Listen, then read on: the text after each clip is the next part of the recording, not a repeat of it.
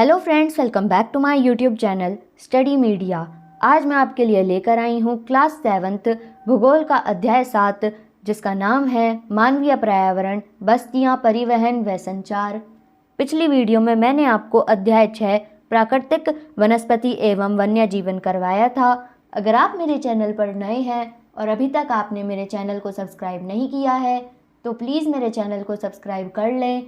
मैंने अपने चैनल की प्लेलिस्ट बनाई हुई है, आप जिस भी लेसन को देखना चाहते हैं प्लेलिस्ट में जाके देख सकते हैं। तो चलिए अध्याय 7 शुरू करते हैं। क्रियाकलाप 1। आओ बच्चों, हम टाइम मशीन की सहायता से भ्रमण पर चलें, वह भी हजारों साल पहले के जंगलों में। देखें और लिखें इस जंगल में क्या क्या हो रहा है। इसका उत्तर है चित्र में दिखाई दे रहे व्यक्ति जंगली जानवरों का शिकार कर रहे हैं। दूसरा, चित्र में दिखाई दे रहे व्यक्ति क्या कर रहे हैं। चित्र में दिखाई दे रहे व्यक्ति पक्षियों को पकड़ रहे हैं और फलों को तोड़ रहे हैं। तीसरा, इस युग में जब भोजन के लिए जगह जगह घूमना पड़ता था, तब बताइए इन लोगों के निवास किस प्रकार से के होते होंगे। इसका उत्तर है अस्थायी। क्रियाकलाप 2। आओ फिर टाइम मशीन की सहायता से हम चलें आज से 200 साल पहले। 200 साल पहले इस चित्र में दिखाई दे रहे को देखो और बताओ। चित्र में दिखाई दे रहे व्यक्ति क्या कर रहे हैं। चित्र में दिखाई दे रहे व्यक्तियों में से एक खेत जोत रहा है। दूसरा व्यक्ति खाना पका रहा है। तीसरा व्यक्ति अपने कच्चे मकान के आगे खड़ा है। दूसरा, इन लोगों के निवास किस प्रकार के हैं, स्थायी, अस्थायी, कच्चे या पक्के। इसका उत्तर है इन लोगों के निवास स्थायी हैं, इनके मकान कच्चे हैं। तीसरा, इन लोगों के निवास स्थायी क्यों हैं, सोचो और लिखो। इसका उत्तर है क्योंकि ये लोग एक स्थान पर रह रहे खेती करने लगे, आग पर खाना पकाने लगे, सर्दी गर्मी से बचने के लिए घर बनाने लगे। क्रियाकलाप 3। आओ अब चलें 50 साल पहले की एक औद्योगिक बस्ती में। इस बस्ती का यह चित्र देखो और बताओ। चित्र में दिखाई दे रहे व्यक्ति क्या कर रहे हैं। चित्र में दिखाई दे रहे व्यक्ति एक फैक्ट्री में कपड़ा बना रहा है, कपड़े की जांच कर रहा है, पैकेट तैयार कर रहा है। क्रियाकलाप 4। अब फिर अपने युग में लौट आओ और अपने साथियों से चर्चा करो कि तुमने क्या देखा और लिखो। तीनों क्रियाकलापों में अंतर। मानव के कार्य में पहले मानव शिकार करके अपना पेट पालता था, दूसरे में मानव खेती करके अपना पालन पोषण करने लगा, तीसरे में मानव कंपनी में काम करके अपना तथा परिवार का पेट पालता है। मानव के आवास में पहले मानव एक स्थान पर टिककर नहीं रहता था, बाद में वह कच्चे मकान बनाकर एक स्थान पर रहने लगा, उसके बाद पक्के मकान बनाकर उसमें रहने लगा। मानव विकास के इन 3 चरणों में मानव चलवासी जीवन व्यतीत करता था और प्रकृति पर निर्भर रहता था। कृषि क्षेत्र में स्थायी रूप से बसने लगा, ज्ञान के विकास के साथ उद्योगों की स्थापना की एवं प्रकृति को अपनी आवश्यकता अनुरूप परिवर्तित करने लगा। दूसरा, अपने गांव का अवलोकन करो एवं ऐसे उदाहरण दो जिनसे यह स्पष्ट हो कि मानव ने अपनी आवश्यकता के अनुसार प्रकृति में परिवर्तन किया है। अध्यापक या परिवार के बुजुर्ग सदस्य से पूछकर लिखो। पहले हमारे गांव में कच्चे मकान थे, धीरे धीरे सभी ने पक्के मकान बना लिए। पहले गांव में लोग खेती के लिए वर्षा पर आश्रित थे, लेकिन बाद में समरसीबल लगाकर ट्यूबवेल द्वारा सिंचाई करने लगे। पहले मुख्य व्यवसाय कृषि था, लेकिन अब गांव के लोग शहरों में जाकर नौकरी करने लगे हैं। क्रियाकलाप 5। अपनी पाठ्य पुस्तक में से बस्तियों की स्थापना के कारणों को पढ़ो एवं प्रत्येक चित्र के सामने स्थापना के प्रमुख कारण लिखो। बस्तियों की स्थापना का प्रमुख उद्देश्य था एक स्थान पर टिककर रहना, ताकि मानव सर्दी, गर्मी, वर्षा, जंगली जानवरों से बचाव कर सकें और मकान बनाकर इकट्ठे रह सकें। यातायात के साधनों द्वारा तैयार माल, खाद्यान्न, कृषि उपजे तथा खनिज उत्पादन मांग की अनुसार सुविधापूर्वक भेजे जाते थे। सुरक्षा की दृष्टि से यातायात के साधन महत्वपूर्ण हैं। मनुष्य को एक स्थान से दूसरे स्थान जाने के लिए इन साधनों की जरूरत पड़ती थी। उद्योगों के विकास से लोगों का जीवन स्तर ऊंचा उठता है, रोजगार मिलता है, देश तरक्की करता है। पर्यटक स्थल में हमें नई संस्कृतियों, परिदृश्यों और गतिविधियों का पता लगने लगा और अनुभव करने की अनुमति देता है। दूसरा, अपने गांव या नगर का अवलोकन करो और लिखो कि इसकी स्थापना का प्रमुख कारण क्या है। कारण एक या अधिक भी हो सकते हैं। इसका उत्तर है, गांव की स्थापना का प्रमुख यह है कि गांव के सभी लोग एक स्थान पर टिक कर रहें, उन्हें किसी अन्य गांवों में जाना न पड़े। अपनी पहचान बनाने के लिए एक स्थान पर और एक गांव में रहना आवश्यक है। क्रियाकलाप 6। पहला, एक स्थान से दूसरे स्थान पर जाने के लिए तुम कौन कौन से साधन काम में लेते हो। इसका उत्तर है, एक स्थान से दूसरे स्थान पर जाने के लिए हम साइकिल, स्कूटर, बस, ऑटो, मोटरसाइकिल, कार आदि साधन काम में लेते हैं। दूसरा, अपने शिक्षक या परिवार के बड़े सदस्यों से चर्चा करके लिखो कि 50 वर्ष पूर्व तुम्हारे गांव या शहर में लोग कैसे आते जाते होंगे। इसका उत्तर है, 50 वर्ष पहले गांव या शहर के लोग पैदल या बैलगाड़ी से आते जाते होंगे। घोड़ा गाड़ी का भी इस्तेमाल करते थे। अमीर लोग बग्गी में और कार में आते जाते थे। तीसरा, नीचे कुछ परिवहन के साधनों के चित्र दिए जा रहे हैं। इन चित्रों को उनके आविष्कार के क्रम से मिलाइए। पहले को मिलाएंगे हम छठे से, दूसरे को मिलाएंगे तीसरे से, तीसरे को मिलाएंगे पांचवे से, चौथे को मिलाएंगे पहले से, पांचवे को मिलाएंगे चौथे से, छठे को मिलाएंगे दूसरे से। दूसरा, प्राचीन काल में लोगों को एक स्थान से दूसरे स्थान पर जाने में क्या क्या समस्याएं आती होंगी। इसका उत्तर है, प्राचीन काल में लोगों के पास यातायात के कोई साधन नहीं थे तथा अपना सामान पीठ पर लाद कर ले जाते थे। बाद में मानव पशुओं का उपयोग करने लगा। क्रियाकलाप 7। जैसे जैसे परिवहन के साधनों का विकास होता गया, एक स्थान से दूसरे स्थान पर आवागमन आसान होता गया। विभिन्न स्थान विदेश मार्गों से जुड़ गए। वर्तमान में इन मार्गों को उनके महत्व व उपयोगिता के आधार पर अलग अलग नाम दिए गए। देश के प्रमुख नगरों को जोड़ने वाले मार्ग राष्ट्रीय राजमार्ग कहलाते हैं। कुछ मार्ग छोटे शहरों, जिला मुख्यालयों, कस्बों और गांवों से जुड़े होते हैं। ये राजमार्ग कहलाते हैं। वे सड़कें जो विभिन्न गांवों, राष्ट्रीय राजमार्गों को आपस में जोड़ती हैं, संपर्क सड़क कहलाती हैं। देश में अभी भी कई ऐसे गांव हैं जो कच्चे मार्गों द्वारा ही जुड़े हैं। क्या तुमने कभी कोई राष्ट्रीय राजमार्ग देखा है? इसका उत्तर है हाँ, देखा है। NH2।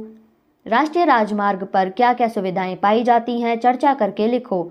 इसका उत्तर है, राष्ट्रीय राजमार्ग आधुनिक सुविधाओं से युक्त होते हैं, जिनमें एक्सेस रैंप, गुड सेपरेशन, लेन डिवाइडर और एलिवेटेड सेक्शन जैसी आधुनिक सुविधाएं होती हैं।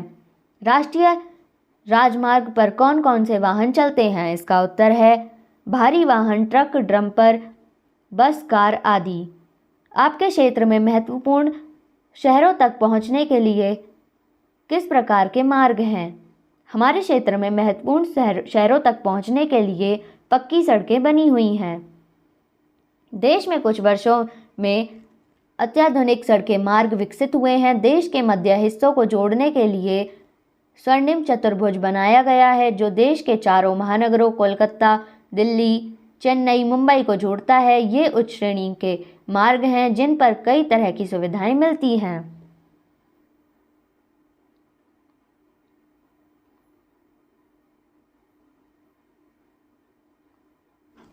स्वर्णिम चतुर्भुज किन किन महानगरों को जोड़ता है? इन्हें मानचित्र 7.1 में पहचान कर गोला लगाइए। हरियाणा में स्वर्णिम चतुर्भुज किन किन जिलों से होकर गुजरता है? इसका उत्तर है अंबाला, पानीपत। इस मार्ग को स्वर्णिम चतुर्भुज क्यों कहा जाता है, सोचकर लिखिए। इसका उत्तर है, इस मार्ग को स्वर्णिम चतुर्भुज इसलिए कहा जाता है क्योंकि यह 4 महाराज्यों दिल्ली, मुंबई, कलकत्ता, चेन्नई को जोड़ता है। आधुनिक सड़क मार्गों में उत्तर दक्षिण गलियारा एवं पूर्व पश्चिम गलियारा भी है। उत्तर दक्षिण गलियारा उत्तर के शहर श्रीनगर से होता हुआ दक्षिण के में कन्याकुमारी तक एवं पूर्व पश्चिम गलियारा पूर्व में सिलचर से होता हुआ पोरबंदर तक। ये उच्च श्रेणी मार्गों में से एक हैं। जिन पर अनेक सुविधाएं प्राप्त होती हैं। मानचित्र 7.2 में उत्तर दक्षिण एवं पूर्व पश्चिम गलियारा दर्शाया गया है। इसे देखकर प्रश्नों के उत्तर दीजिए। मानचित्र 7.2 पर उत्तर दक्षिण गलियारा जिस शहर से शुरू एवं जिस शहर पर खत्म होता है उन पर घेरा बनाइए। जम्मू कश्मीर से कन्याकुमारी तक। मानचित्र 7.2 पर पूर्व पश्चिम गलियारा जिस शहर से शुरू एवं जिस शहर पर खत्म होता है उन पर घेरा बनाइए। पोरबंदर से सिलचर।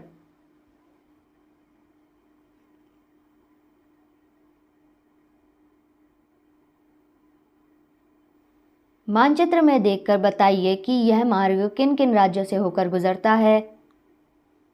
पूर्व पश्चिम गलियारा गुजरात, पोरबंदर, राजकोट, पालनपुर। राजस्थान उदयपुर, उत्तर प्रदेश झांसी, कानपुर, लखनऊ, फैज़ाबाद, मुजफ्फरपुर। असम दिसपुर, सिलचर। मेघालय शिलोंग, बिहार पूर्णिया। उत्तर दक्षिण गलियारा जम्मू कश्मीर, जम्मू श्रीनगर, पंजाब, अमृतसर, हरियाणा, अंबाला, पानीपत। दिल्ली, उत्तर प्रदेश, मथुरा, आगरा, ग्वालियर, झांसी, ललितपुर। मध्य प्रदेश सागर, सिवनी, नागपुर। हैदराबाद, निज़ामाबाद, आदिलाबाद। आंध्र प्रदेश अनंतपुरम। कर्नाटक बेंगलोर, तमिलनाडु कृष्णगिरी, सैलम, मदुरै, कन्याकुमारी।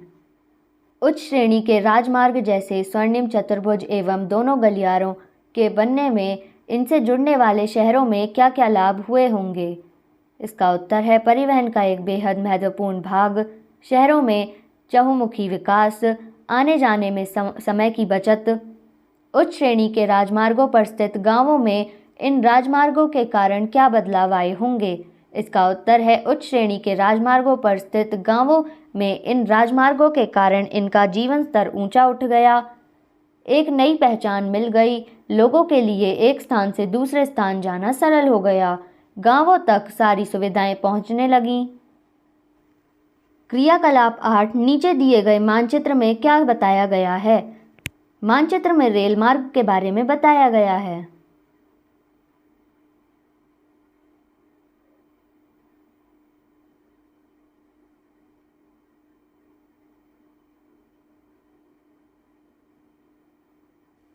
यह रेल मार्ग कौन से राज्य से प्रारंभ और कौन से राज्य में खत्म हो रहा है। इसका उत्तर है यह रेल मार्ग जम्मू कश्मीर से लेकर शुरू और कन्याकुमारी तक जाकर खत्म हो रहा है। तीसरा, मानचित्र में देखकर बताइए कि जम्मू से कन्याकुमारी के बीच कौन कौन से मुख्य रेलवे स्टेशन आते हैं, वे किन राज्यों में स्थित हैं। जम्मू, राज्य का नाम जम्मू कश्मीर। अमृतसर पंजाब, धुरी हरियाणा, रोहतक दिल्ली, आगरा उत्तर प्रदेश, भोपाल, नागपुर महाराष्ट्र, बेंगलोर कर्नाटक, कन्याकुमारी तमिलनाडु। जम्मू से कन्याकुमारी तक का यह रेल मार्ग भारत के सबसे लंबे रेल मार्गों में से है, जो 3726 किलोमीटर लंबा है। रेलगाड़ी में जम्मू से यहाँ तक पहुँचने में 4 दिन लगते हैं। इस रेल मार्ग पर चलने वाली रेलगाड़ी का नाम हिमसागर एक्सप्रेस है। चौथा, सोचकर बताइए इस रेलगाड़ी को हिमसागर क्यों कहा जाता है। इसका उत्तर है इस रेलगाड़ी को हिमसागर इसलिए कहा जाता है क्योंकि यह देश के 12 राज्यों से होकर गुजरती है। इसे जम्मू से कन्याकुमारी तक पहुंचाने में 4 दिन लगते हैं। पता करो हिमसागर एक्सप्रेस हरियाणा के किन किन प्रमुख स्टेशनों पर होकर गुजरती है। इसका उत्तर है रोहतक स्टेशन। यात्रा करने के अलावा रेलगाड़ी और क्या क्या काम आती है। इसका उत्तर है यात्रा करने के अलावा रेलगाड़ी माल ढोने के, दूध के डिब्बे ले जाने के, कोयला, लकड़ी, ऐसक जैसे भारी सामान ले जाती है। जल परिवहन, प्राचीन काल में लोग लकड़ी के गट्ठरों को पानी में बहा कर वस्तुओं को एक स्थान से दूसरे स्थान पर भेजा जाता था। धीरे धीरे नाव का विकास हुआ। इसके बाद पतवार वाली नाव आई जो हवा के वेग से चलती थी। वाष्प इंजन के आविष्कार ने जल परिवहन को बढ़ावा दिया। इससे जहाज़ों के आकार और गति बढ़ने के साथ इससे परिवर्तित होने वाले वस्तुओं की मात्रा और मनुष्य की संख्या में भी बढ़ोतरी हुई। क्रियाकलाप 9, नीचे दिए गए चित्रों को देखो, इनमें जल परिवहन के विकास का क्रम बताया गया है। पहला, दूसरा, तीसरा, चौथा। उपरोक्त चित्र 1 से 4 तक हो रहे जल परिवहन के विकास में परिवर्तन को दर्शाया गया है। बताइए 1 और 2 में क्या अंतर है। चित्र में एक व्यक्ति ही बैठ सकता है, लेकिन चित्र 2 में नाव में कई व्यक्ति एक साथ बैठ सकते हैं। चित्र 2 और 3 में क्या अंतर है। चित्र 2 में नाव है, यह पतवार से चलती है। चित्र 5 में जहाज है, यह मशीनों से चलता है।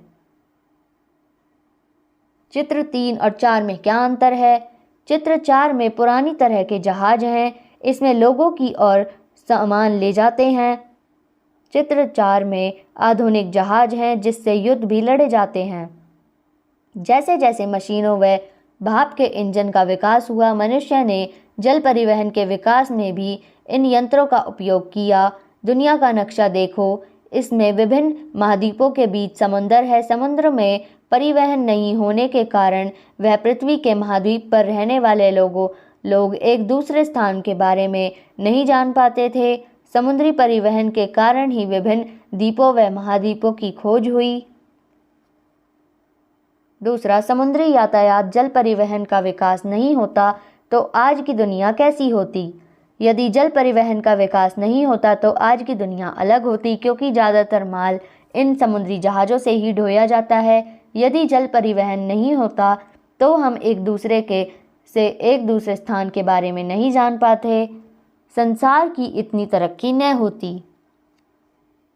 तीसरा, देश के समुद्री तटीय प्रदेशों में नाव व छोटे जहाज़ों के माध्यम से वस्तुओं का परिवहन व लोगों का आवागमन होता है। हमारे देश का समुद्र तट भी बहुत बड़ा है। यहाँ कहीं बंदरगाह हैं, छोटे बड़े जहाज रहते हैं एवं जहाँ से जहाज़ों में सामान चढ़ाया व उतारा जाता है, बंदरगाह कहलाता है।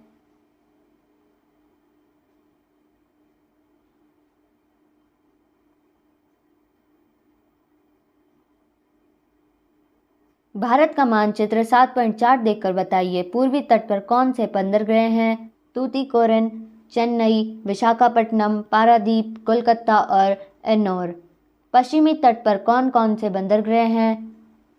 Kandla port, Jawaharlal Nehru port, Mumbai port, new Mangalore port, Cochin port. Mumbai बंदरगाह में समुद्र मार्ग द्वारा कहां कहां जाया जा सकता है। Muscat, Cape Town, Mauritius, Karachi, Kandla. Chennai बंदरगाह से समुद्र मार्ग द्वारा कहां कहां जाया जा सकता है।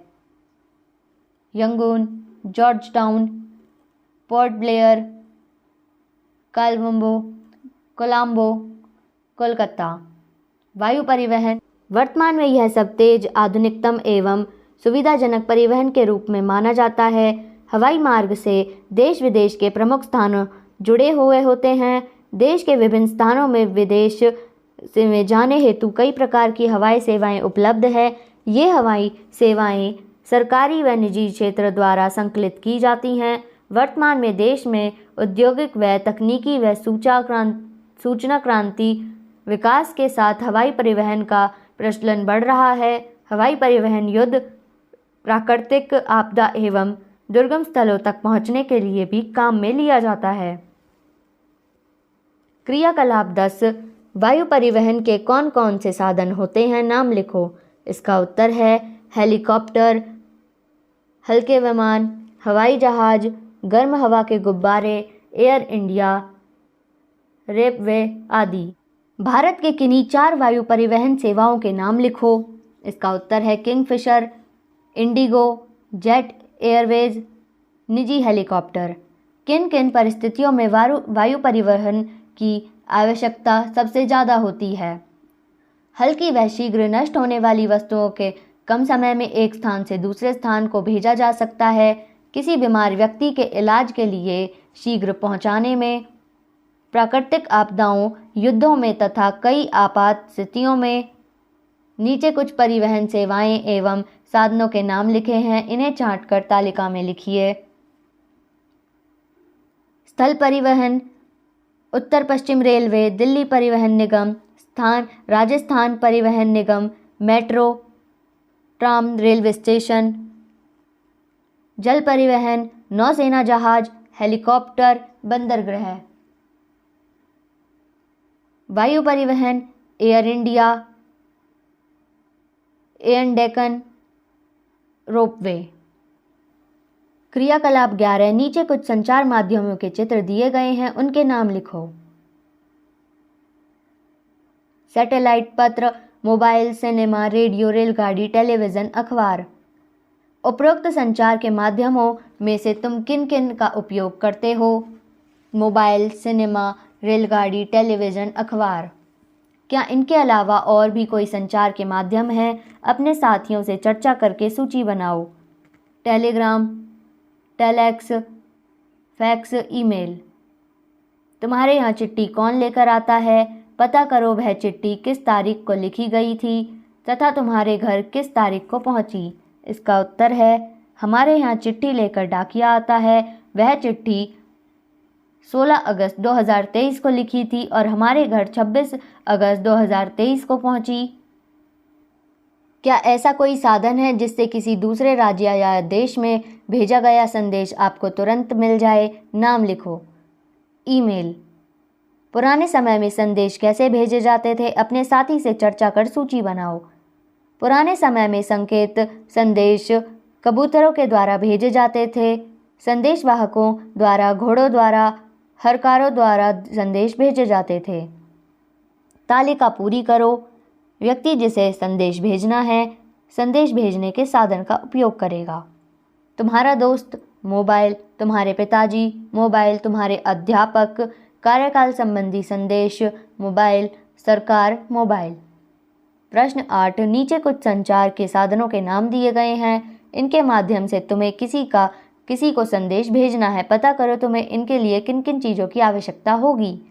मोबाइल, मोबाइल में नेट की सुविधा, मोबाइल नंबर, नाम, चिट्ठी, कागज़, पेन, पता, email, email ID, net, telephone, connection, telephone number, अखबार, जिसको संदेश भेजना है उसका फ़ोटो और पता, मोबाइल नंबर। तो यहाँ पे ये वीडियो ख़त्म होती है। अगली वीडियो में मैं आपको अध्याय 8 करवाऊँगी। ये वीडियो आपको कैसी लगी मुझे कमेंट करके ज़रूर बताएं। वीडियो को लाइक करें, शेयर करें और चैनल को सब्सक्राइब करना ना भूलें। Thank you.